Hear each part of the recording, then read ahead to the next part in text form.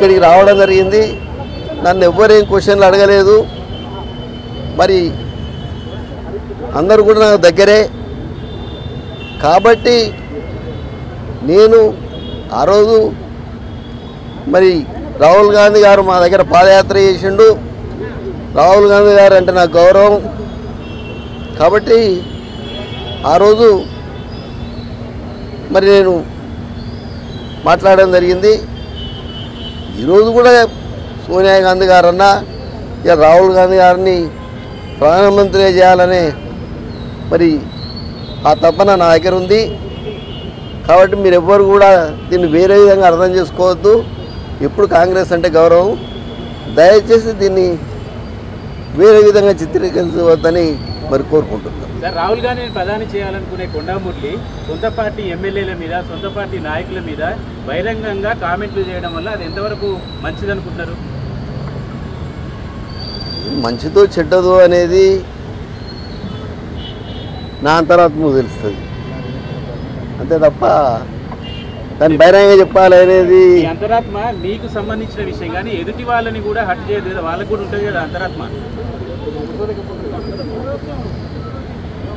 అదేదో వివరణ వాళ్ళకి ఇవ్వడం జరిగింది. ఎవరికి ఇలా మల్లు రవణకు చెప్పడం జరిగింది. పొంగులేటిని టార్గెట్ చేస్తూ ఒక అంశాన్ని ప్రస్తావించారు. ఆయన అలా మామ రాజకీయాల్లో లేకుండా నేను చేశాను కాబట్టి ఇప్పుడు మమ్మల్ని ఇబ్బంది. కొండా మురళి అంత బలహీనుడా? పొంగులేటి ఫోర్స్ చేస్తే కొండా మురళి రాజకీయంగా ఇబ్బంది పడేంత బలహీనుడా?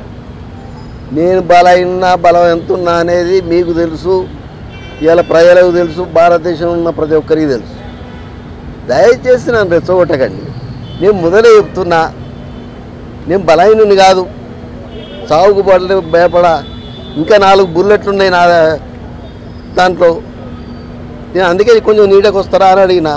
లేదు మేము మా మీడియా ఆయన చెప్పడం జరిగింది, అక్కనే పెట్టిందన్నా ఎండైనా మీరు రండి అని. రెచ్చిపోరు కానీ పొంగులేటి శ్రీనివాసరెడ్డిని నియోజకవర్గంలో ఉన్నటువంటి ఎమ్మెల్యేలు అందరినీ ప్రస్తావిస్తూ వీళ్ళంతా ఇవన్నీ విషయాలు చేశారని చెప్పారు కదా. అసలు నాకు ఆ విషయమే తెలియదు. మరి మీరే సృష్టిస్తానేమో కానీ నాకు ఆ విషయం కూడా తెలియదు. ఒకటే మాట చెప్తున్నా మీకు, కాంగ్రెస్ పార్టీని గౌరవిస్తా అని చెప్తున్నా. రేపు పొద్దుటి రేవంత్ అన్న మరి కార్యకాలం సీఎం ఉండాలని కోరుకుంటున్నా. ఈడ బీసీ నాయకుడు మరి మహేష్ అన్న రేపు ఇంకా పదవులు రావాలని కోరుకుని గాంధీ భవన్కి రావడం జరిగింది.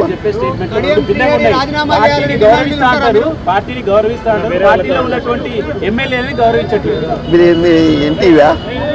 ఓకే, ఎవరు? నేను రాజీనామా చేసిన, వాళ్ళు చేసుకుంటే చేసుకోవాలి. నేను మాత్రం రాజీనామా చేసి యునానిమస్గా భారతదేశంలో ఎమ్మెల్సీ ఎవరు గెలవలే, నేను ఒక్కనే యునానిమస్గా గెలిచిన. ఏ పార్టీ కూడా నామినేషన్ కూడా కనీసం వేయలేదు. అయినా బయటకు వచ్చినప్పుడు నేను రాజీనామా చేసినప్పుడు ఆ రోజు మరి ఎవరైతే గౌడు మన టీఆర్ఎస్లో ఉండే ఆయన చెప్పిండు మా చైర్మన్ గారు, బీసీలల్లా నువ్వు ఒక మొగోనివన్నా అని. అర్థమైంది కదా. ఈ బీసీలను ఓరకపోతే ఎట్లా? మీరు కూడా మమ్మల్ని కావాలని రెచ్చగొట్టుకుంటా. దయచేసి బీసీలను గౌరవించండి. బీసీ అది వాళ్ళకి ఎన్ని ఇబ్బందులు ఉన్నాయో నాకు తెలుసు. నేను మొన్న కూడా మాట్లాడినా, నేను అక్కడ వరంగల్లో మాట్లాడినా.